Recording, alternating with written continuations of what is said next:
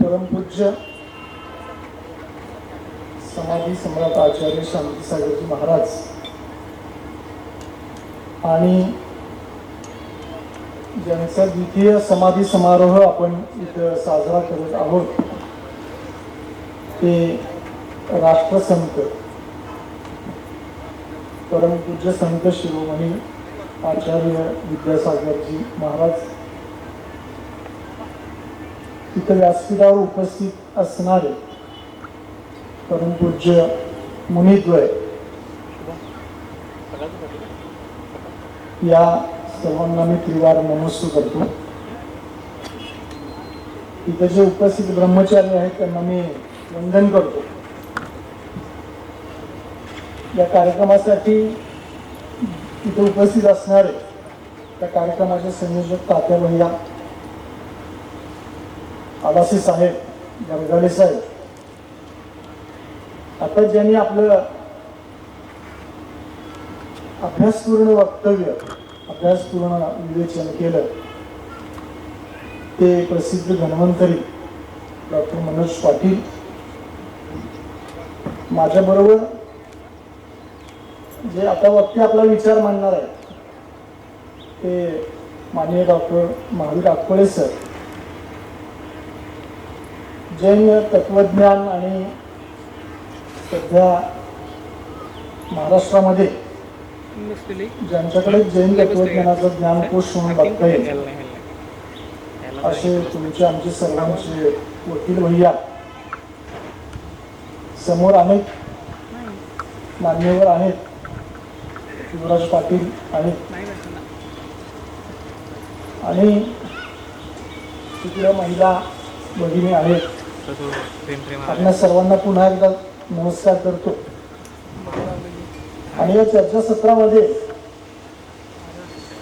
गेल्या वर्षी मूक माती या कवितेवर महाकाव्यावर जे चर्चासत्र झालं त्या चर्चासत्रातही मला हाच विषय काही अंगाने दिला होता. आणि याही वर्षी संयोजकांनी माझ्याकडे 4 कविता संग्रह आचार्यश्रींचे घेऊन आले आणि या कवितेत आविष्कृत झालेलं आचार्यश्रींचे व्यक्तिमत्व याविषयी आपण बोलावं असं त्यांनी विनंती केली.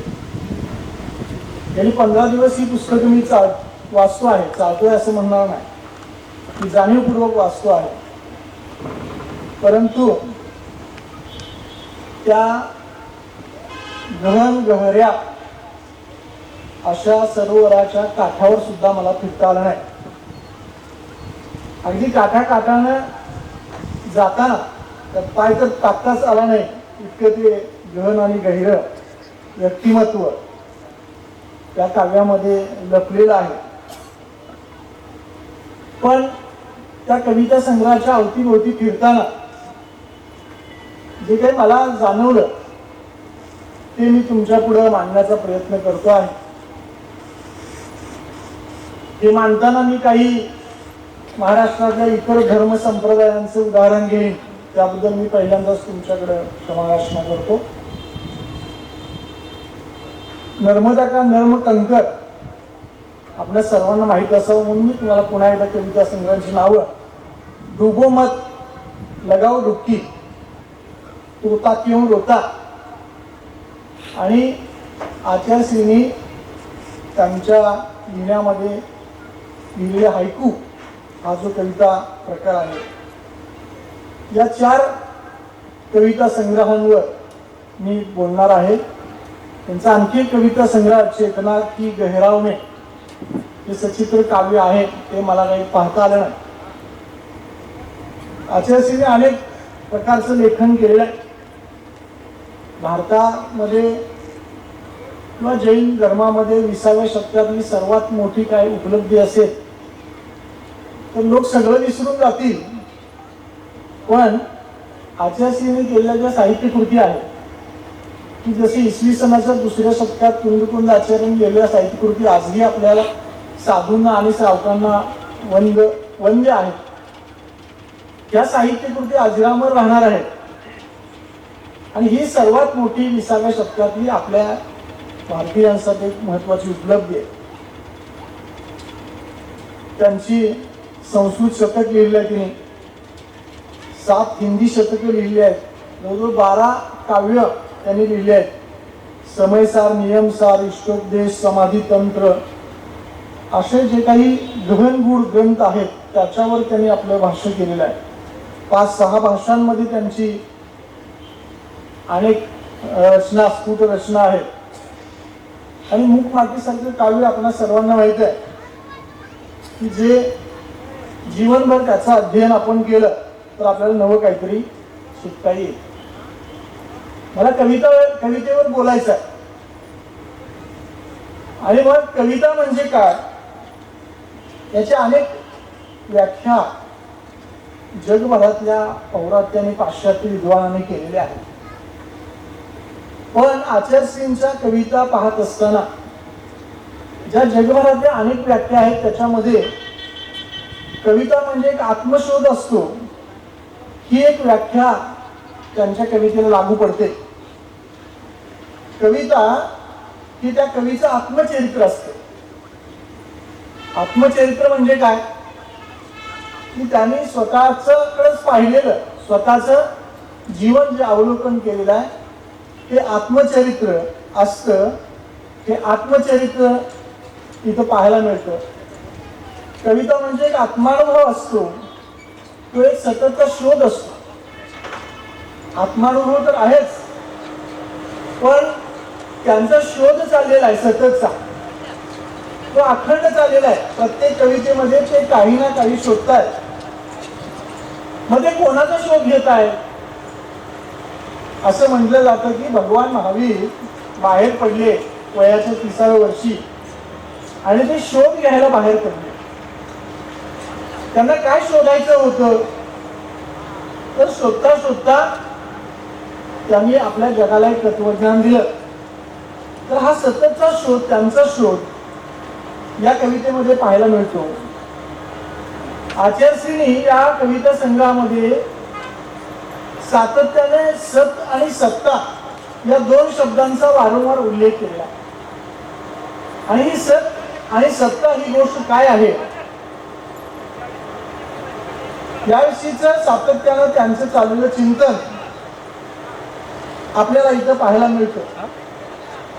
चाहूल लागते एखाद्या माणसाला कुठल्या तरी गोष्टीची. आचार्यश्रींना आपल्या जीवनामध्ये अशा काही गोष्टींची चाहूल लागलेली आहे आणि ती चाहूल ते शोधायला लागलेली आहे.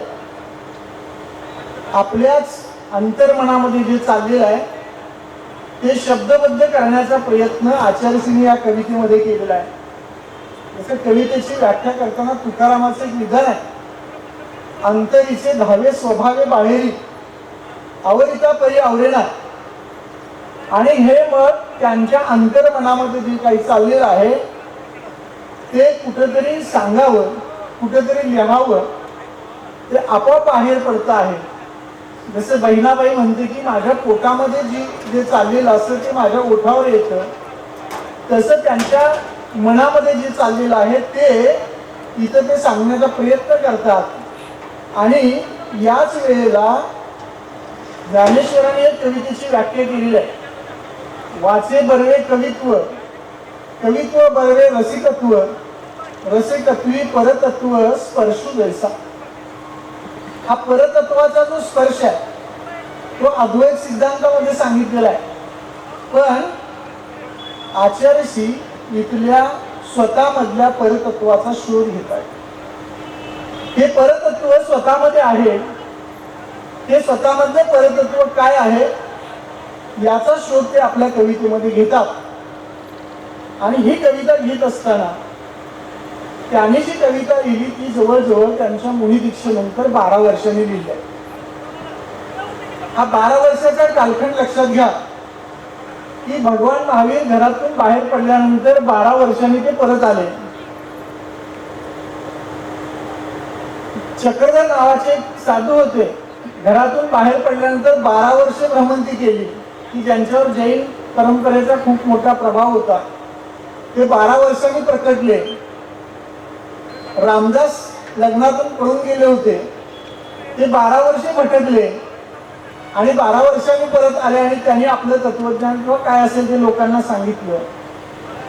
तिथं महाराज सुद्धा 1968ला त्यांची मूळ दीक्षा झाल्यानंतर 12 वर्षानंतर साधारणतः 1981-80च्या दरम्यान त्यांनी आपली पहिली कविता लिहिली आहे. ही 12 वर्ष म्हणजे एक तप आहे आणि ह्या एका तपानंतर त्यांची जी आत्मशोधाची फलश्रुती आहे, त्यांनी 12 वर्ष जे स्वतःमध्ये त्यांनी शोधलेलं आहे त्या आत्मशोधाची जी फलश्रुती आहे ती फलश्रुती म्हणजे आचार्यश्रींचं काव्य आहे. 12 वर्ष ते सतत चिंतन करत होते. काल वकील भाईंना मी बोलता बोलता म्हणलं की आचार्यश्रींच्या अवतीभोवती इतकी माणसं होती पण त्यांनी कुठल्याच माणसाकडे बघितलेलं नाही.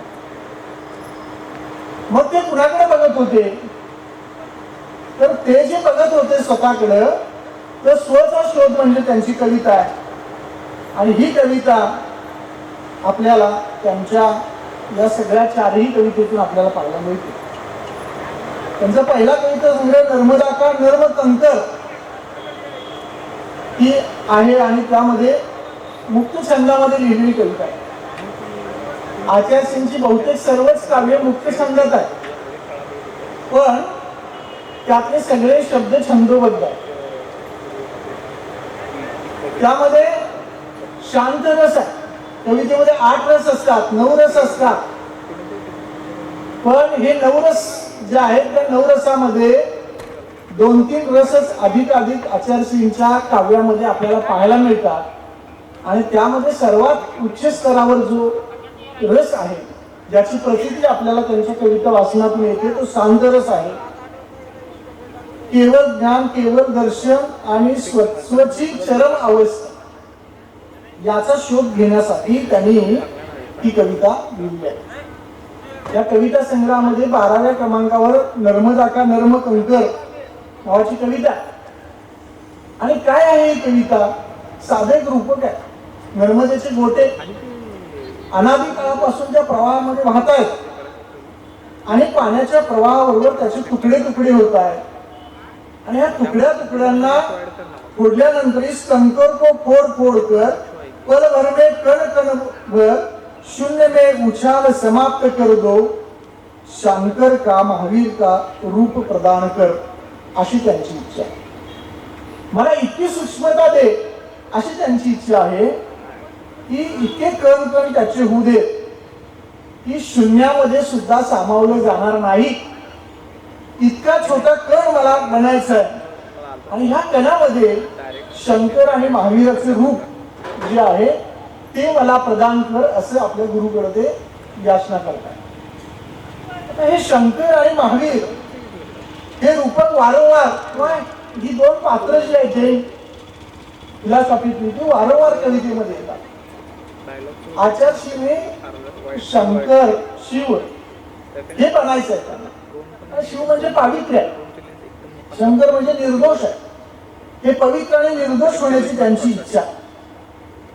एवढंच नव्हे तर त्यांच्या प्रत्येक कवितेमध्ये तत्वज्ञान आपल्याला दिसायला लागतं की त्यांना एकाकी यात्रा करायची.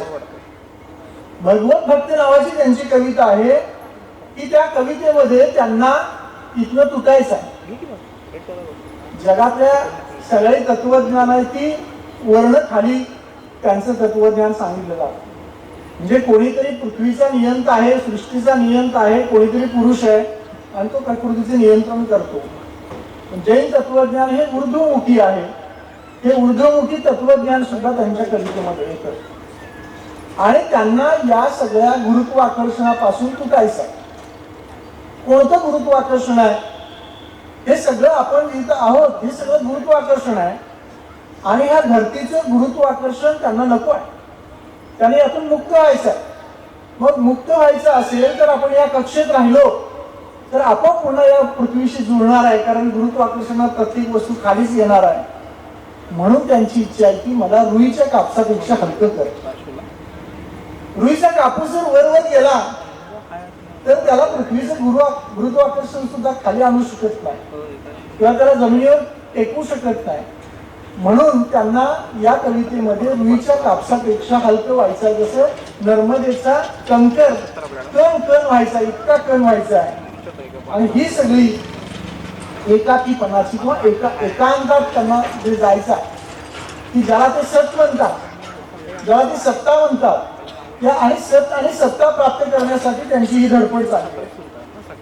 साधुत्वाच्या विशुद्धीकरणाची जी प्रक्रिया, साधूचं मन हे सतत विशुद्धीकरणाकडे धावत असतं आणि हे करण्यासाठी त्यांना या शिवपथामध्ये गमन करायचं आहे. शिवपथगामी हा शब्द त्यांच्या कवितेमध्ये येतो. आणि हे गमन करत असताना त्यांना त्यांचे गुरु जे आहेत ना, त्या गुरुचा आशीर्वाद पण पाहिजे. म्हणजे त्याने एक उदाहरण दिलेलं आहे की त्याने जेव्हा गुरुच्या पायावर आपलं डोकं टेकवलं आणि त्यांच्या पायाकडे 2 डोळ्यांनी बघितलं, तेव्हा त्यांच्या माथ्यावरचा 3रा डोळा उघडलेला. गुरुच्या दर्शनानं त्यांचा 3रा डोळा उघडलेला आहे, म्हणजेच त्यांना ज्ञान झालेलं आहे. तिथं त्यांच्या ज्ञान भानूचा, ज्ञान सूर्याचा उदय झालेला आहे. त्यांच्या मनामध्ये जो विभ्रम होता त्याचा विलय झालेला आहे. त्यांच्या इंद्रियाचं दमन झालेलं आहे, त्यांच्या मोहाचं वमन झालेलं आहे, कषयाचं शमन झालेलं आहे. आणि तिथंच त्यांच्या शिवपथाचं गमन झालेलं आहे. आणि ही शिवपथाच्या वाटेनं जायची त्यांची इच्छा या नर्मदा किन्नर कंकर मध्ये वारंवार येते. त्यांनी दीक्षा घेतली. दीक्षा घेतल्यानंतर गुरुनी त्यांना कुठला पहिला ग्रंथ दिला असेल तर तो समयसार नावाचा ग्रंथ दिला. तो कानडी भाषेत होता. तो त्यांना दिल्यानंतर त्यांच्या समर्पणाचं द्वार खुलं आहे. म्हणजे आपलं जीवन हे समर्पणासाठी आहे हे त्यांच्या लक्षात त्या समयसार ग्रंथामध्ये ग्रंथ मिळाल्यानंतर आलाय. आणि या समयसाराचं चिंतन करता करता त्यांचा जो आत्मशोध सुरू झालेला आहे, तो आत्मशोध म्हणजे तो 2 पातळीवरचा आत्मशोध आहे. एक जीवित समयसाराचा आत्मशोध आहे आणि एक सिद्धगत समयसाराचा आत्मशोध आहे. म्हणजे साधक म्हणून, ध्याता म्हणून त्यांचा आत्मशोध आहे. आणि ध्येय म्हणजे हे परलोकीचे सिद्धगत आत्मशोध त्यांच्या कवितेमध्ये येतं. आणि मग एका अंशाचा परमहंस होण्याची इच्छा त्यांची, मानसहंस नावाची कविता आहे, त्याच्यामध्ये एका अंशाचा परमहंस होण्याची इच्छा त्यांनी बाळगलेली आहे. ते जेव्हा पावापुरीला जातात तेव्हा तिथं महावीरांच्या दर्शनानंतर त्यांना कविता सुचते. त्यांना जिथे जिथे कविता सुचलेल्या आहेत, तात्या भैया आणि त्यांच्या सहवासात जे जे इथं ब्रह्मचारी असतील किंवा मुनी असतील, त्यांना माझी विनंती आहे की त्यांच्या ज्या आठवणी आहेत, आठवणी त्या कोणीतरी संकलित केल्या पाहिजे. जसं तात्याबाईंनी एक आठवण सांगितली आता, ते उदाहरण मी देणार आहे की त्यांच्या ह्या आठवणी जरी संकलित केल्या तर त्या आठवणीमध्ये त्यांची चर्या आहे, त्यांनी स्वीकारलेलं जैन तत्वज्ञान आहे. आणि तिथं महावीरांच्या ठिकाणी गेल्यानंतर माझ्यातही मनात हा म्हणजे सूर्यासारखे बनलेले महावीर अपने बारे में जब एक बार मैं सोचता हूं तेव्हा सूर्यासारखे बनलेले महावीर मला बनायचं आहे, अशी त्यांची इच्छा. त्यांची इच्छा आहे भरपूर, पण त्यांना मार्ग सापडत नाही. म्हणजे बघा, पहिल्या त्यांच्या जीवनातला जो 12 वर्षाचा काळ आहे, त्या काळामध्ये त्यांच्या मनाची अवस्था काय आहे? अनेक साधू संतांची अशी अवस्था असते. म्हणजे तुकारामांच्या एका याच्यात काय करावे आता, कोणीकडे जावे, असा प्रश्न पडलेला आहे. तर रामदासांनी सांगितलं, आता गुरु नाही, गुरुपदेश नाही, माझं कसं व्हायचं? पण एवढे काही आचार्यश्री अगतिक झालेले नाही आहेत, पण त्यांना सातत्यानं गुरुच्या आशीर्वादाची, गुरुच्या कृपेची सातत्यानं त्यांना इच्छा आहे. त्यांची एकाकी यात्रा चाललेली असताना त्यांचा जो आत्मीय पक्ष आहे, तो जो निष्पक्ष आहे, जो सलक्ष आहे, ते सलक्ष होण्यासाठी गुरुचं मार्गदर्शन इथे महत्वाचं आहे. आणि हे जात असताना, हा मार्ग चालत असताना त्यांच्या वाटेमध्ये विषयमय इंद्रिय आहेत, मिथ्यात्वाचे मगरमच्छ त्यांच्या अवतीभोवती आहेत. सातत्यानं कधी कधी नैराश्याची भावना आहे, मादक बीज त्यांच्या मनामध्ये काही काही अंकुरित होतात. आणि मग हे सगळं होत असताना मी ज्या वाटेवर चाललेलो आहे ती वाट कमीत कमी किती दूर आहे हे तरी माझ्या कानात सांगा, असं आचार्यश्रीने एका कवितेमध्ये म्हटलेलं आहे. की जसं अनेक संतांची अवस्था असते तशी यांची पण अवस्था त्यांच्या पहिल्या टप्प्यामध्ये आहे. आणि मग हे मन त्यांचं एकाग्र करण्यासाठी धडपडत आहे. मनावरची कविता लिहिली ते मन. तुम्हाला माहित आहे की बहिणाबाईंनी म्हणले की मन वडाय वडाय, मन खाकसाचा गाणा त्याचा ठिकाणा लागेना. मन कसं आहे, मना मरकटा चांडाळा पापिया, असं पण एका संतांनी म्हटलेलं आहे. तर ही मनावरची कविता लिहित असताना मन माना मन आहे असं म्हणतात. हे मन कसं आहे, मन माना ते कुठेही भटकत. आणि मग गुरुच्या या मार्गावर माझं मन स्थिर होत नाही. मना करने के बाद भी मन माना मन विषयाकडे धावमान आहे, स्वच्छंद आहे, उच्चृंखल आहे. पण याला नियंत्रित करण्यासाठी आपल्याला आपल्या मनालाच तयार करावं लागणार आहे. बिना मन चढ नाही सकता मोक्ष महल का वो सोपान. मनालाच पुन्हा ते समजावून सांगतात किंवा हे मनच कारण आहे त्यांचं की जे मन आपल्याला आपल्याच मनाला नियंत्रित ठेवणार आहे. मनाचं एवढं शोषण पण करू नका आणि त्याचं पोषण पण करू नका. कधी कधी हे मन आपल्या गुरुपेक्षा मोठं होण्याचा पण प्रयत्न करतं आणि त्याची इच्छा दिसते. तर मान सन्मान पूजा पद प्रणाम याची अपेक्षा त्यांना काही नाही आहे. आणि त्याच्या पलीकडे जाऊन स्वाभिमान निराभिमान मानापमान याच्या पलीकडे जावं असं त्यांना सतत वाटत आहे. एक दीर्घ कविता की ज्याच्यामध्ये शेष रहा चर्चन नावाची कविता. आणि याच्यामध्ये मुनीची भ्रामरी चर्या जी असते त्याची चर्चा. तिन्ही काव्यसंग्रहामध्ये ह्या भ्रामरी चर्येचं उदाहरण आहे. तर मुनीश्री आहेत त्यांना माहित असणार ही भ्रामरी आहार घेतात मुनी. आणि भ्रामरी चर्या म्हणजे काय की जसं एखादा भुंगा कठीण लाकूड फोडू शकतो, पण तो जेव्हा फुलामधलं पराग शोषायला जातो तेव्हा त्या फुलाच्या परागाला सुद्धा तो धक्का लावत नाही. तिथलं जे काही आहे ते शोषून घेतो आणि तो बाहेर पडतो.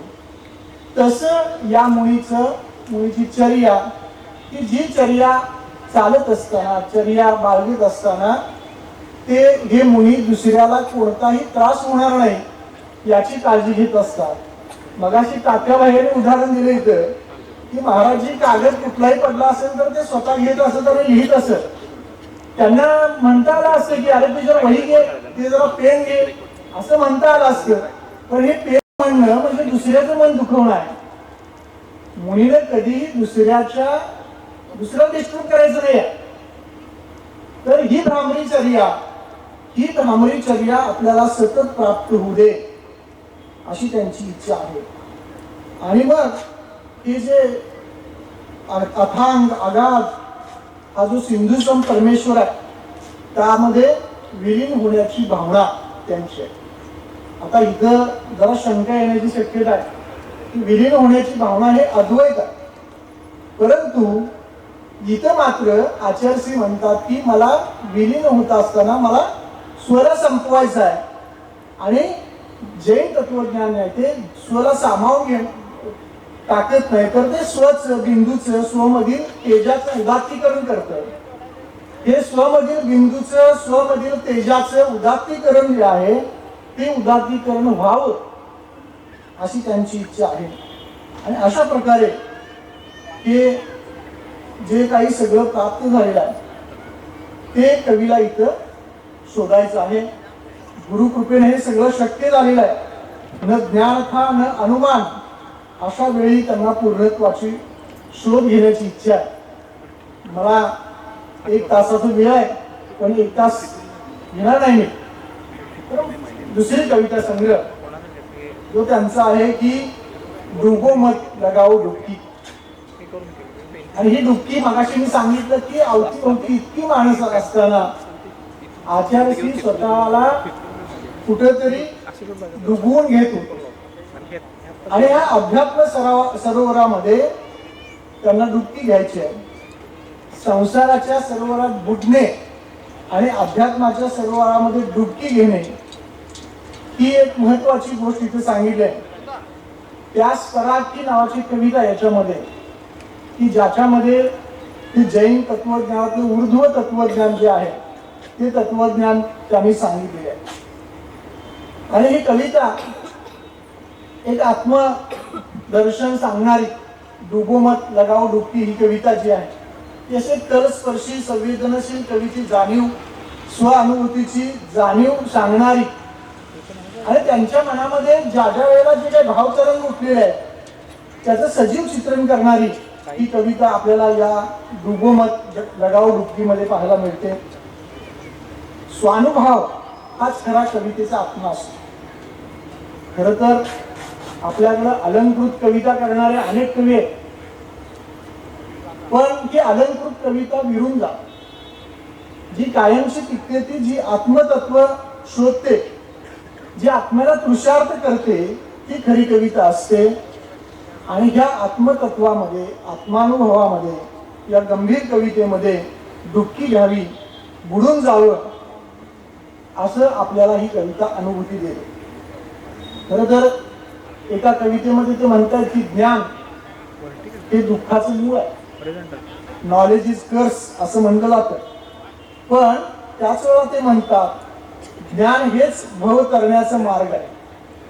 म्हणजे प्रेमासहित ज्ञान हे प्रतिकूल ज्ञान आहे आणि रागसहित रहित ज्ञान हे अनुकूल ज्ञान आहे असं म्हणतात. म्हणजे एखाद्या खऱ्या मुलीचं वैराग्याचं लक्षण काय की जो ज्ञानी असतो तो खरा वैरागी असतो. वैराग्य काय बाह्य दर्शनाने वैराग्य प्राप्त होत नसते.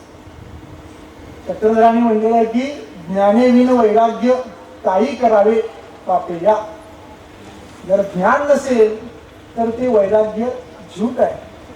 आणि म्हणून ते ज्ञान जे आहे ते अशा प्रकारे वैराग्याजवळ असलं पाहिजे, विराग्याजवळ असलं पाहिजे. त्यांची या कविता संग्रहातली पहिलीच कविता आहे की भोर की ओर. भोर म्हणजे पहाट. या पहाटेकडे जायचं आपल्याला. ही ज्ञानाची पहाट. या संसार समुद्रामध्ये पोहता पोहता निराशा दौर्बल्य अंधार हे सगळं त्यांच्या समोर आहे. परंतु कधी ना कधी पहाट होईल, धृती प्राप्त होईल, माझ्या जीवनामध्ये मला स्थिरता प्राप्त होईल. या कवितेमध्ये एक अनामिक अनिमेष अनिवार्य अशी त्यांना ओढ लागलेली आहे. ती कशाची ओढ आहे? ती ओढ एका रूप रसातीत स्फीत अशा स्फीत प्रतीत परमप्रकाशाची ओढ लागली आहे की ज्या परमप्रकाशाला त्यांनी सत म्हणलेला आहे, सत्ता म्हणलेला आहे. आणि या कवितेमध्ये कवी स्वतःला आगत असा समजतो. आगत म्हणजे काय? या पृथ्वी तलावर आगंतुक आलेला, काही क्षणापुरता आलेला तो अधांतरी आहे. आणि त्याच वेळेला तो या पृथ्वीवर तथागत नाही आहे. तथागत नाही याचा अर्थ तो कायमचा राहायला आलेला नाही आहे, तो अनागत पण नाही आहे. तथागत म्हणजे येऊन गेलेला. आगत मात्र हा येऊन इथून काही काळासाठी थांबून गेलेला. आणि असं आगत त्यांना व्हायचं आहे. मेरा सहचरमय नावाची कविता आहे की त्यामध्ये त्यांनी अजय सत्तेला विनंती केलेली आहे. ज्ञान विज्ञान लोक आलोक दिव्यालोक विगतागत यांना जाणून घ्यायचा. आता हा जो एक एक शब्द आहे तो एक एक शब्दाचा अर्थ आपल्याला खूप गांभीर्यानं आणि खूप खोलवर घेतल्याशिवाय तो कळणार नाही. ज्ञान विज्ञान काय आहे, लोक आलोक काय आहे, विगतागत काय आहे त्यांना जाणून घ्यायचं आहे. आणि हे सगळं होत असताना पुन्हा प्रत्येक कविता संग्रहामध्ये त्यांनी आपल्या गुरुविषयी जे मत केलेलं आहे, मत लिहिलेलं आहे ते अत्यंत महत्वाचं आहे. हे ज्ञान विज्ञान लोकालोक याला ते लघु सत्ता असं म्हणतात. सत्ता हा शब्द या 2-3-4 कविता संग्रहामध्ये इतक्या वेळेला येतो. तो लघु सत्ता, अनंत सत्ता, महासत्ता, अजय सत्ता, शाश्वत सत्ता, चरम सत्ता अशा अनेक अर्थाने तो येत राहतो. आणि मग या सत्तेकडं त्यांना जायचं आहे, त्या सत्तेकडं त्यांना स्थिर व्हायचं आहे. तर अशा या सत्तेकडे जात असताना त्यांना गुरुचं महत्व जे आहे ते इथं फार महत्व पुन्हा त्यांनी आपल्या या संग्रहामध्ये पाहिलेलं आहे. ते म्हणतात की हे सगळं मला प्राप्त करायचं आहे, परंतु हे करत असताना माझी दृष्टी स्थिर नाही आहे. ती कशी आहे? ती चपला आहे, ती हरणी आहे, हटिली आहे, गठिली आहे, ती कुरूप आहे. म्हणजे माझं मन किती चंचल आहे असं त्यांना सांगायचं आहे की माझी दृष्टी जी आहे ती चपला, चपला म्हणजे विजेसारखी आहे, ती स्थिर राहत नाही. हरिणी म्हणजे पळून जाणारी, पळून जाणारी आहे. हटिली म्हणजे हटवादी आहे, कुरूप आहे. परंतु ज्या वेळेला त्यांना गुरुचे चरण दिसतात त्यावेळेला ते म्हणतात की आज हुआ भला जीवन का अर्थ मिळा. जीवनाचा अर्थ त्यांना गुरुचरण मिळाल्यानंतर मिळालेला आहे. आणि हे चरण जे आहे ते कसे आहेत? ते चरण शरणाशरण्य आहेत, निरावरण आहेत, निराभरण आहेत. म्हणजे ज्या निरावरणा शब्दाचा अर्थ असा आहे की गुरुचरण बघितल्यानंतर माझे सर्व अहम तिथे गळून पडलेले आहेत आणि माझ्या मनातले सगळे अलंकार जे आहेत, अलंकार कुठले आहेत? मी हा आहे, मी मुनी आहे, मी आचार्य आहे, मी अमुक आहे, मी ब्रह्मचारी आहे, मी विद्वान आहे, मी इथं काय लेक्चर द्यायला आलोय, हे सगळे अलंकार आहेत आपले. महाराजजी म्हणतात की ज्या क्षणी मला गुरुचे चरण दिसलेले आहेत त्या क्षणी माझं मन निराभरणा झालेलं आहे. निराभरणा म्हणजे अनलंकृत. लंकेची पार्वती म्हणतो आपण. लंकेची पार्वती का म्हणतो? सीतेला लंकेच्या सर्व अलंकार काढून टाकलेले आहेत आणि ती अशी एक अशा अवस्थेला गेलेली आहे की माझा नवरा नाही तर काहीच नाही, हे सगळं बिनकामाचं आहे. तसं गुरुचे चरण बघितल्यानंतर त्यांचं मन जे निराभरणा झालेलं आहे. अत्यंत सुंदर ती कविता आहे बरं. म्हणजे मनाची अवस्था कशी होत जाते गुरुच्या चरणानंतर. आणि ही गुरुचे डोळे कसे आहेत? पीश भरी आखे. पीश भरी आखे म्हणजे काय? अमृतच त्या डोळ्यामध्ये भरलेला आहे. राम पुढे चालत असताना सीतेकडे तो कधी कधी मागे बघतो. ती म्हणते अमृताची वृष्टी मज होय. रामाची नजर ही अमृतासारखी आहे. तशी गुरुची दृष्टी माझ्यावर पडल्यानंतर गुरुची नजर ही अमृतासारखी आहे. एवढंच नव्हे तर ती सजीव लहर आहे ज्या नजरेमध्ये श्रुती मधुर गीत आहे. आता नजरेत गाणं कसं काय असू शकतं? कवीची कल्पना आहे. नजर सुद्धा गाणं म्हणू शकते. श्रुती मधुर गीत, पियुष महर असं ते म्हणतात. महर म्हणजे काय? की इस्लाम धर्मामध्ये लेक जात असताना सासरी तिचा पिता काय करतो? सगळंच एवढं काय धन मिळवलेलं आहे तो तिला गिफ्ट देतो. गुरुची नजर अशी आहे, महर आहे, महर. की सगळं काही त्यांच्याकडे आहे ते त्यांनी मला गिफ्ट दिलेलं आहे. माझ्यासाठी त्यांनी सर्वस्व देऊन टाकलेले आहे. अशी त्यांची धनराशी जी आहे त्यांच्याजवळ, ज्ञानाची धनराशी त्यांना म्हणायचं आहे. ती धनराशी, त्यांची नजर शरदाची चांदणी आहे. आणि मग ही चांदणी मिळाल्यामुळं इथं स्वतःचा उद्धार झालेला आहे. कधी कधी हा कवी स्वतः आपण प्रकाशपुंज झालेला असं त्याला वाटायला लागतं. आता आचार्यश्रींना मी हा कवी असं म्हणतो का कुणाचा गैरसमज नको. ही कवीची भावना आहे म्हणून मी म्हणतो. कवी स्वतःला प्रकाशपुंज समजतो आणि नंतर लक्षात येतो अरे आपण तर एवढा प्रकाश आहे. आपले गुरु किती आहेत? ते प्रकाशपुंज आहे. त्यांच्या तुलनेत आपला प्रकाशपुंज हे पौर्णिमेचा चंद्र आहे. एवढंच नव्हे तर उद्धव इंदू आहे. इंदू म्हणजे काय? प्रखर सूर्यप्रकाश. हा सूर्यप्रकाश आहे. आणि उगाचच मी निर्णय लिया निशामे, अंधारात असं मी स्वतःला समजत होतो की माझ्याकडेच प्रकाश आहे. कवी स्वतःचं लघुत्व या कवितेमध्ये लिहितो आहे आपल्या गुरु. म्हणजे या कविता संग्रहांमध्ये सगळ्या आवडलेली गोष्ट कुठली असेल तर गुरुबद्दलच्या एवढ्या उपमा, गुरुबद्दलचा इतका आदर, गुरुकृपेची इतकी आस लागलेला हा कवी त्या कवितेमध्ये दिसतो. कारण तत्वज्ञानाच्या ज्या कविता आहेत त्याच्याकडे मला पोचता आलेलं नाही आहे. म्हणून मी गुरुच्या ज्या आवडलेल्या कविता आहेत त्या कवितेपर्यंतच मी पोहोचू शकलो. ही कविता जेव्हा तत्वज्ञानाच्या पातळीवर जाते गुरु शिष्याचं नातं आणि त्याच्या पलीकडे जेव्हा जाते तेव्हा ती प्रकृती पुरुष यांची चर्चा करायला लागते. प्रकृती म्हणजे पुद्गल आहे, पुरुष म्हणजे चेतन आहे, जीव आणि जड ज्याला म्हणतो आपण, द्वैत ज्याला म्हणतो या प्रकृतीचं. तर आचार्यजींनी अनेक तत्वज्ञानाचा अभ्यास केलाय की काय असं मी काल वकिलाला विचारलं. साहजिकच त्याने अनेक तत्वज्ञानाचा अभ्यास केला होता. हे पुरुष आणि प्रकृती हे सांख्याने पहिल्यांदा तत्वज्ञानामध्ये आणलं. आता ह्या सांख्य मताचा जैन फिलॉसॉफीवर परिणाम आहे, त्याने अनेकांच्या पुस्तकात सांगितलं. तो कसा आहे, आता हे सांख्य मत अद्वैताकडे नंतर गेलेलं आहे आणि जैनिझमकडे ते अद्वैत मतानं आहे. तर अशा ह्या पुढे मग शंकराचार्यांनी विशिष्ट अद्वैत वगैरे मांडलेला आहे. वारकरी संप्रदायामध्ये ते अद्वैत तत्वज्ञान, अहम ब्रह्मास्मी तत्वज्ञान असं आलेलं आहे. पण जैन तत्वज्ञानामध्ये या प्रकृती आणि पुरुषाचं स्वरूप काय आहे हे एकदा वकील भैया आपल्याला स्पष्ट करावं लागेल. कारण आपल्या या चर्चेमध्ये जेव्हा असे अनेक उदाहरणं येतात तेव्हा काही लोकांचा असं समज होण्याची शक्यता आहे कारण हे तर आपलंच तत्वज्ञान आहे. पण नाही आहे, आपलं भेद विज्ञान आहे. इथं ते वारंवार सांगतायत. चितकबरा नावाची त्यांची कविता म्हणजे चित्रिका. चितकबरा हा शब्द मला कळत नव्हता. चित्रिका आमच्या हिंदीच्या प्राध्यापकाला विचारलं.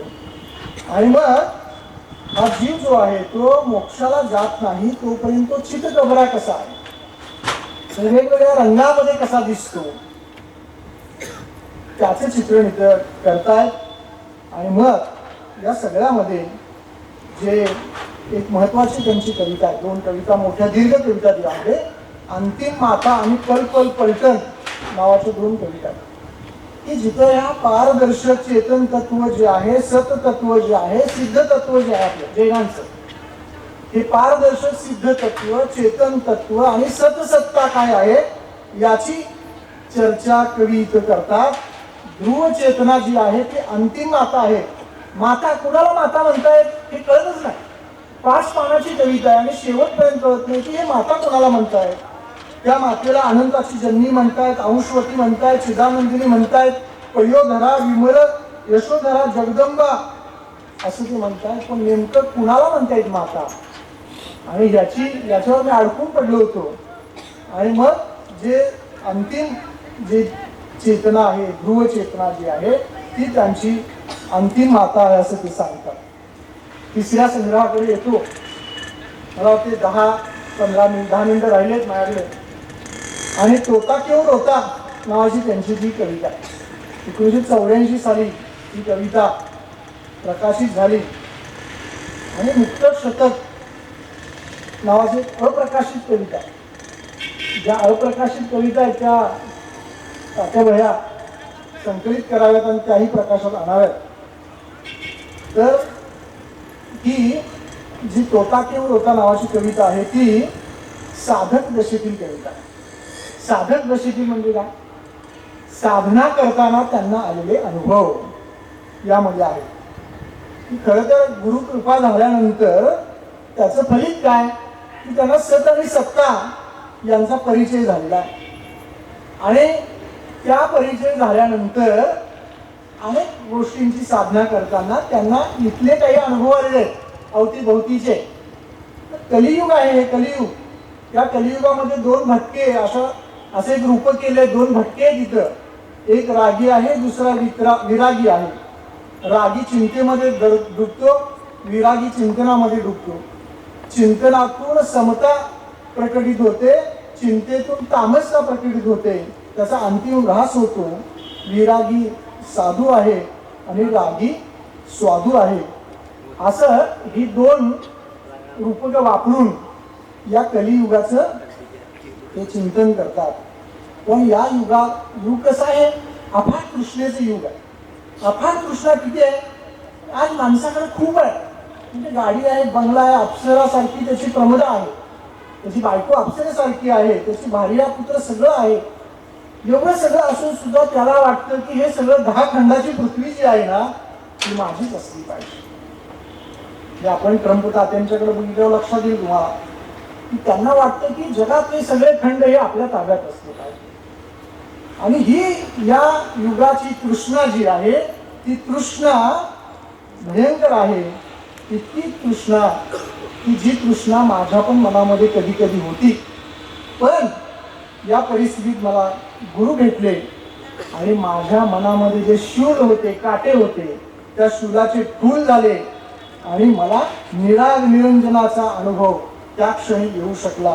आणि ह्या युगानुयुगे हे जे दुःखद अनुभव घेऊन, अभावाचे फाटे घेऊन मी जगत होतो ते, किंवा तीव्र तापाने मी दग्ध होतो, आणि हे दग्ध असलेलं माझं जीवन शीतल पाण्यानं सिंचित झालं. माझं मन केव्हा शांत झालं? माझ्या शरीरामध्ये थंड हवा संचारली. मी सुद्धा तृष्णेच्या मागे लागलो. तृष्णा हे दुःखाचं मूळ आहे, गौतम बुद्धांनी म्हटलेलं आहे. आणि हे दुःखाचं मूळ तृष्णा जे आहे, ती तृष्णा माझ्यामध्ये जोपर्यंत उपस्थित होती तोपर्यंत माझं मन तप्त होतो. ज्ञानेश्वरांची ओवी आहे, म्हणून जाणतेने गुरु भजिजे, तेने कृत कार्य होईजे, जैसे मूळ सिंचन सहजे पल्लव संतोषिते. म्हणजे इथं जर गुरुनं आपल्या मनावर सिंचन केलं पाण्याचं, तर पालवी आपोआप फुटते आणि आपल्यातली चेतना आपोआप जागृत होते. हाच अनुभव काही अर्थाने इथं सांगितलेला आहे. आणि या जीवनामध्ये अगदी मरेपर्यंत मनाच्या खातेवर वयोवृद्ध झालेली आशा माणसाची तुटता फुटत नाही. पण आज मला गुरुकृपेने मुक्ततेचा मार्ग सापडलेला आहे. गुरु कसे आहेत माझे गुरु? मेरा सो खरा नाही, खरा सो मेरा, असं म्हणणारे माझे गुरु आहेत. ज्यांच्या वाणीने मृदुता, तन मनने ऋतुजा, नम्रता की मूर्ती, अशा अनेक ओळी तिथं त्या कवितेमध्ये येतात. याशिवाय या संग्रहामध्ये आचार्यश्रींनी अनेक व्यवहारी उपदेश, ज्याला म्हणतो सामान्य लोकांना उपदेश केलेले आहेत. याच्यामध्ये त्यांनी अनेक रूपक वापरले. गिरगिट नावाचं रूपक वापरलं, रंग बदलणारा सरदार, आस अबुज नावाची त्यांची कविता आहे. की आजकाल ते टीका करतात की साधू संत वक्ते जे आहेत ते काय करायला लागलेले आहेत? घनकंचन आणि पादपूजेसाठी रंग बदलत आहे, आपला विचार बदलत आहे. म्हणजे काही योग्य नाही असं ते म्हणतात. खरं तर माणूस हा दिव्यासारखा आहे, त्याचं तेल संपणार आहे, वात त्याची जळून जाणार आहे, परंतु त्याची तृष्णा अबुज आहे. आणि मग हे अबुज म्हणजे न बुजणार आशा जी आहे ती आशा माणसाकडे आहे. आणि म्हणून आज कलियुग कसं आहे की कलियुगामध्ये जे पूज्य आहे तेच पूजक झालेले आहे. जे खरं तर लक्ष्मी आणि सरस्वती यांच्यामध्ये पूज्य कोण आहे? सरस्वती पूज्य आहे. पण आज काय झालंय? लक्ष्मीच पूज्य झालेली आहे. असे व्यवहारातले आज अनेक उदाहरणं इथं देतात. आणि मग चुना नावाची कविता, चुना. आता राजकारणाचं मगाशी सांगितलं की डॉक्टर साहेबांनी सांगितलं की वरातीचा काय संबंध आहे महाराजांचा, तिथं निवडणुकीची कविता लिहितात. चुनाव की माणूस, चुनाव म्हणजे बुडणारा माणूस किनारा गाठण्यासाठी निवडणूक लढवतो असं त्यांचं मत आहे. म्हणजे काही जेव्हा हातात नसतं तेव्हा तो एका निर्णयावर येतो किंवा निवडणुकीसारख्या विषयाकडे जातो. तर ते साधूंविषयी सुद्धा म्हणतात की ज्या साधूकडं कवडी आहे म्हणजे पैसा आहे तो श्रमण कवडी किमतीचा आहे असं ते म्हणतात. ज्या साधूकडे पैसा आहे तो साधू कवडी किमतीचा आहे. पण ज्या साधूकडे पैसा नाही तो खरा किमतीचा आहे असा व्यावहारिक उपदेश करतात. मेरा वतन नावाची त्यांची कविता आहे. तर त्यांचं वतन म्हणजे त्यांचा देश कुठला आहे, त्या देशाविषयी म्हणजे जीवात्म्याचा देश कोणता आहे नेमका हे ते सांगतात. क्षणिक आहे नावाचा एक कविता आहे, त्याच्यामध्ये प्रकृती आणि पुरुष यांच्याचा भेद. आणि मग त्यामध्ये त्यांचं म्हणणं आहे की प्रकृतीला सत्य समजू नका, तुम्ही पुरुष आहात, पुरुषार्थ करा, कोणत्याही गोष्टीनं प्रभावित होऊ नका, तर सत गोष्टीनं भावित व्हा आणि त्या गोष्टीनं भावित होणं हेच महत्वाचं आहे असं या कवितेमध्ये सांगितलेलं आहे. तोता क्यों रोता त्या शीर्षकाची त्यांची कविता आहे. पण मी आता वेळेअभावी त्या कवितेचं विश्लेषण करत नाही. तर यामधला जो तोता आहे तो रडतोय. तो रडतोय का ही कविता तुम्हाला गोष्ट माहीत असेल, काहीतरी तुम्ही प्रवचनात ऐकला असाल. त्यानंतर जो संग्रह आहे पुढचा 5 मिनिटं मला वेळ आहे, तर त्यामध्ये त्या संग्रहामध्ये हायकू नावाचा एक संग्रह आहे. 17व्या शतकामध्ये मासू लाशू नावाच्या एका जपानी कवीनं हा काव्य प्रकार आणला असं त्या प्रस्तावनेमध्ये लिहिलेलं वाचलं मी. तर आपल्याकडे सुद्धा कवितेचे प्रकार आहेत. 3 ओळीची कविता आहे आपल्याकडे. 3.5 चरणाची ओळी आहे, ज्ञानेश्वरांनी प्रसिद्ध केली. ही 3 ओळीची कविता आहे. 4 चरणाची आपल्याकडे दोहे आहेत. त्याचबरोबर चारोळी आहे, सूत्रबद्ध अशा रचना आहेत, गाथा आहेत, छंद आहेत. पण हे सगळं सोडून महाराजांना हायकू लिहावं असं का वाटलं असेल? खरं तर आपल्या परंपरेतल्या एवढ्या काव्य रचनांच्या प्रकारांपासून त्यांनी हायकू हातामध्ये घेतलेला आहे. तर हायकू फार महत्वाचं आहे. बरं, म्हणजे इथं जे जे काही महाराजांचे अनुयायी असतील किंवा आहोत आपण सगळेजण, त्या सगळ्यांनी ह्या हायकूचा अर्थ समजावून घ्यावा. ही हायकू म्हणजे प्रत्येक हायकूच्या मागे एक कथा आहे. आता इथे एक उदाहरण तुम्हाला सांगतो की महानुभाव पंथामध्ये चक्रधर नावाचे स्वामी होऊन गेले आणि त्यांनी जेव्हा ते बोलायचे तेव्हा 3 शब्द बोलायचे, 2 शब्द बोलायचे. ते म्हणायचे की ज्ञानेविन काय करावे बापे, या 3 शब्द. पण याच्यामध्ये मोठी कथा दडलेली असायची. मारिता पूजिता समान असावे, म्हणजे जो मारणार आहे आणि जो पूजणार आहे त्यांच्याही समानतेने वागलं पाहिजे. एकच शब्द आहे, पण त्याची अशी सूत्र आहेत, त्यांनी सूत्र बोललेली आहेत. तर त्यांचा एक शिष्य केशीराज नावाचा होता, त्यानं ही सूत्र सगळी गोळा केली. 1255 सूत्र आहेत आणि ह्या प्रत्येक सूत्राच्या मागे एक कथा लपलेली आहे. जसं या प्रत्येक हायकूच्या मागे एक कथा लपलेली आहे. त्या हायकूचे संदर्भ आपण गोळा करायला पाहिजे. त्या हायकू त्यांनी का म्हटलेलं आहे, कुठल्या क्षणी म्हटलेलं आहे? आता त्यांच्या सहवासात असणारे अनेक लोक आहेत, त्यांनाही माहित असेल की या हायकूचा आणि आपल्या त्या प्रसंगाचा काहीतरी संदर्भ असणार आहे. या 645 हायकू इथे संकलित आहेत. मला वाटतं त्यांच्या आयुष्यामध्ये अशा अनेक हायकू ते बोलले असते. जे बोललेले हायकू होते ते हवेत विरून गेलेले आहेत. जे काही शिष्याने लिहून काढले किंवा त्यांनी नोंदी करून ठेवले तेवढे हायकू आपल्याला सापडले. तर त्या हायकूचा अर्थ सांगताना त्यांनी सांगितलं, स्वतः सांगितले, हायकू कृती किपाईसी अर्थ को उंचा उठाती. हायकू कसे आहे? 3 ओळीचे, 3 पायावरचा जो तिवली असते, तिवली ज्याला म्हणतो, त्या तिवलीवर जर दिवा ठेवला तर त्या दिव्याचा प्रकाश अधिक लांब करून जातो, त्या दिव्याला मोठा अवकाश असतो. तसं या 3 शब्दांच्या 3 ओळींच्या हायकूमध्ये खूप मोठा अर्थ लपलेला आहे. या सगळ्या हायकू जर आपण बघितल्या तर त्या हायकूमध्ये अल्पाक्षर रमणीयत्व ज्याला म्हणतो आपण, अल्पाक्षर रमणीय कविता कशी असते? कविता अल्पाक्षर असते. कादंबरी 150, 200, 500 पानाची जी सांगू शकत नाही ती 4 ओळीची कविता सांगून जाते. तसं या हायकूंचा अर्थ आहे, ज्ञान प्राण है संयत होतो त्राण अन्यथा श्वान. मग मी काही ऐकू त्यांचे जाता जाता चालताना घेतले की ज्ञान हेच खरं आपल्या जीवनाचं प्राण आहे आणि हे ज्ञान संयतपणानं तुम्ही स्वीकारलं घेतलं तर त्याच्यामध्ये त्राण आहे, म्हणजे त्यालाच खरा अर्थ आहे. अन्यथा कुत्र पण भुंकत, एखादा विद्वान पण बडबडतो, कुत्र्यासारखं भुंकणं हे ज्ञानी माणसाचं लक्षण नाही आहे. मोठमोठे वक्ते तोंडातून असं बाहेर पडत असतं, माणसं झोपत असतात तरी थांबत नाही. हे ज्ञान नव्हे की जे ज्ञान ज्याच्यामध्ये अर्थ आहे. आता हे ज्ञान प्राण आहे की कुठेतरी हायकू घटना घडली असणार त्यांच्या प्रवचनामध्ये. तर तेरी 2 आंखें तेरी और 1000 सतर्क हो जा. अरे तुला तर 2 डोळे आहेत, तू डोळ्याने काय बघतोस? 2 डोळे. पण तू जे काही कृत्य करत आहेस त्या कृत्याकडे बघणारी हजारो डोळे आहेत. त्यामुळं जीवन जगताना किंवा साधुत्वाचं जीवन जे विशेषतः त्याच्याकडे लाखो लोकांचं लक्ष असतं.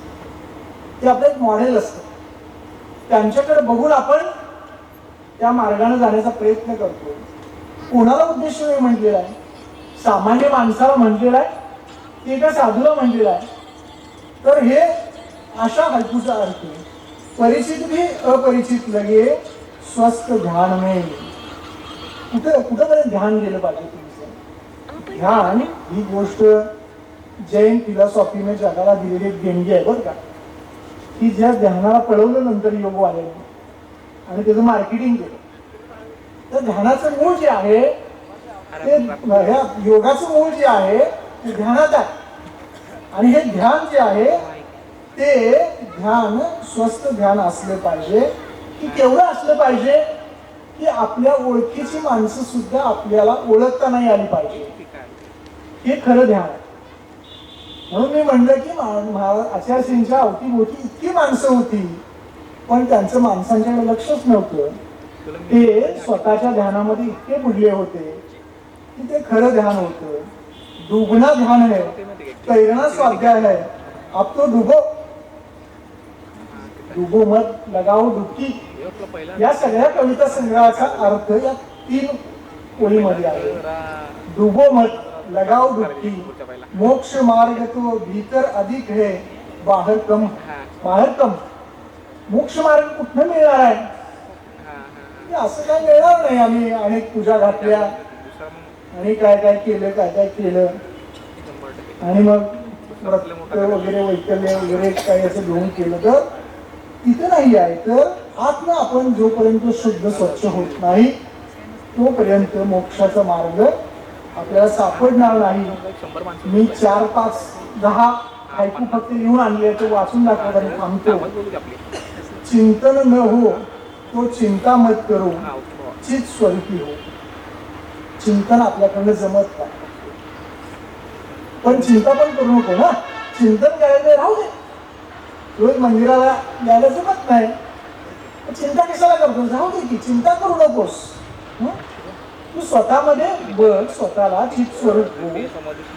स्वतःमध्ये तू त्या परमेश्वराला बघ, त्याला आठवण्याचा प्रयत्न कर.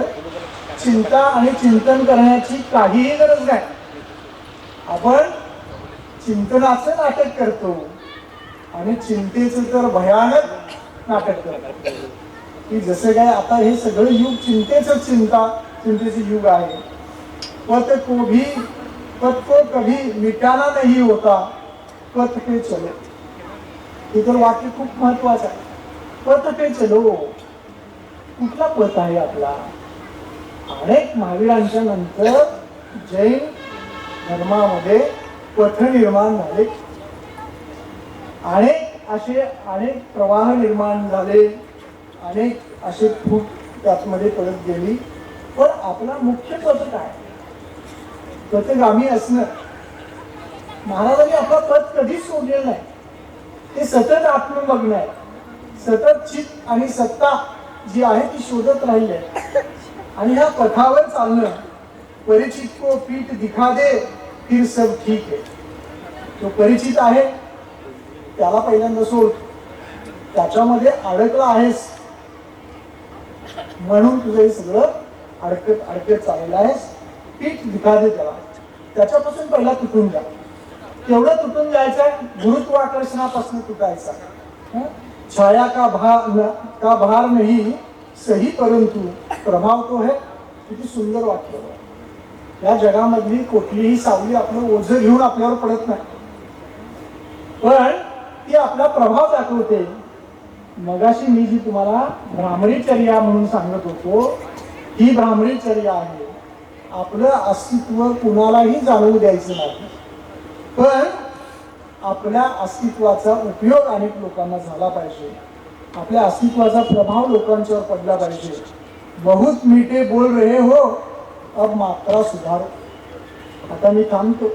महाराजांनी सांगितले लयच बोलायला लागलायस आता थोडं मात्रा सुधार. याचा अर्थ थोडी काहीतरी ज्ञानाचं बोल, चांगल्या मात्रेचं बोल. मात्रा याचा अर्थ मात्रा म्हणजे औषध, मात्रा म्हणजे उपाय, मात्रा म्हणजे उपयोग. त्याचं काहीतरी बोल. उगाच काहीतरी गोड गोड बोलून सभा जिंकून बसणं हे काही बरोबर नाही. आणि शेवटी एक त्यांची हायकू वाचून दाखवतो. हीरा हीरा है काच काच है किंतु ज्ञानी के लिए. ज्ञानी माणूस ओळखतो कोण खरा आहे आणि कोण खोटा आहे. तुकारामांचा अभंग आहे, हिरा ठेविता ऐरणी, वाची मारिता घणी, करणीचा तो होय चुरा, मोलाचा तो होय खरा. खरा हिरा आहे त्याच्यावर घणानं मारला तरी हिरा फुटत नाही, पण काचेचा जो बनवलेला हिरा आहे त्याचा चुरा होऊन जातो. ज्ञानी माणूस हिऱ्याची पारख करतो. करणीचा हिरा आणि काचेचा हिरा त्याच्या लक्षात लगेच येतो. असा ज्ञानी माणूस असतो. बिना राग भी जी सकते हो जैसे निर्धूम अग्नि. ही आवडलेली ऐकू आहे म्हणून मी शेवट सांगतो आणि थांबतो की बिना राग भी जी सकते हो निर्धूम अग्नि. निर्धूम अग्नि हा शब्द फार महत्वाचा आहे बघा जैन फिलॉसॉफीमध्ये. 16 स्वप्न तीर्थंकरला पडल्यानंतर त्याच्यामध्ये एक निर्धूम अग्नीचं स्वप्न पडतं. तीर्थंकर मातेला राग अनुरागाच्या पलीकडे हे वितरागी असतात आणि त्यांचं व्यक्तिमत्व कसं असतं तर ते निर्धूम अग्नीसारखं असतं. भगवान महावीर जेव्हा 12 वर्षांनी परत आल्यानंतर अनेक स्त्रिया बोलत होत्या आणि त्या बोलणाऱ्या स्त्रीचं कोणतं एक वाक्य त्या काळातल्या एका ग्रंथामध्ये आहे की महावीर कसे दिसले तर ते निर्धूम अग्नीसारखे दिसले. निर्धूम अग्नीमध्ये कोणताही कलंक नसतो, कोणतंही काळबेर त्याच्यामध्ये नसते. ते शुद्ध आणि पारदर्शक असते आणि शुद्ध आणि पारदर्शक होणं हीच या आचार्यश्रींच्या सर्व कवितेची उपलब्धी. ते स्वतःला शुद्ध आणि पारदर्शक, ज्याला सिद्ध पदावर पोचलेल्या आत्म्याला आपण म्हणतो, अशा निर्धूम अग्नीची अपेक्षा या कवितेमध्ये आपल्याला वारंवार सापडते, जी आपल्या सामान्य माणसाच्या आकलनाच्या पलीकडची आहे. परंतु ही आकलन करून घेत असताना जे वरवरचं मला काही कळलं ते इथं मी तुम्हाला सांगितलं. शांतरस हा या कवितेचा स्थायी भाव आहे आणि तो सातत्याने या कवितेमध्ये प्रत्येक ओळीगणित जाणवतो. शांतता, निर्विकारपणा, संसारिक जीवनाबद्दलचं वैराग्य, संतांचे सहवास, गुरुचा सहवास, तीर्थक्षेत्रांचा सहवास आणि ह्या सगळ्यांचं शांतरस, जो शांतरस शृंगाराच्या माथा सुद्धा पाय ठेवतो. म्हणजे शृंगार त्याच्या पायाला सुद्धा पुढे टेकू शकत नाही, असा इतका शांतरस या कवितेमध्ये आहे. या मूकमाटी कवितेमध्ये तर शांतरस सतत आपल्याला जाणवत राहतो. या कवितेमध्ये रूपक येतात, अनुप्रास येतात. त्यामध्ये अशा अनेक अनुप्रास आहेत. पावसाचं वर्णन केलंय बघा. सगल श्यामल बादल दल पिघल पिघल कर उज्ज्वल शीतल धवलिम जल में बदल गया आहे. बोरकरांची कविता आहे. गडद निळे जलद भरून आले, चपल तनू रजत नील अनिलगण निघाले. हा अनुप्रास आचार्यश्रींच्या कवितेमध्ये वारंवार आपल्याला जाणवतो. श्लेष आहे त्यांच्या कवितेमध्ये. चरम चमन में रम, परम नमन में रम, नरम नरम में न रम न रम, हा श्लेष आहे. अशा अनेक उपमा, अलंकार, दृष्टांत, कथा, रूपक कथा या काव्याने, अशा अनेक काव्याच्या वैशिष्ट्याने वैभवानं हे प्रफुल्लित असं काव्य आहे की जे काव्य वाचताना आपल्या मनाला शांतता मिळते. गेली 8 दिवस त्याची मी अनुभूती घेत असताना मला आनंद वाटला आणि इथं आपण सर्वांनी माझं ऐकून घेतलं त्याबद्दलही मला आनंद वाटला. धन्यवाद आपल्या सर्वांना देतो. मनुष्यांना पुन्हा नमस्कार करतो आणि थांबतो. धन्यवाद.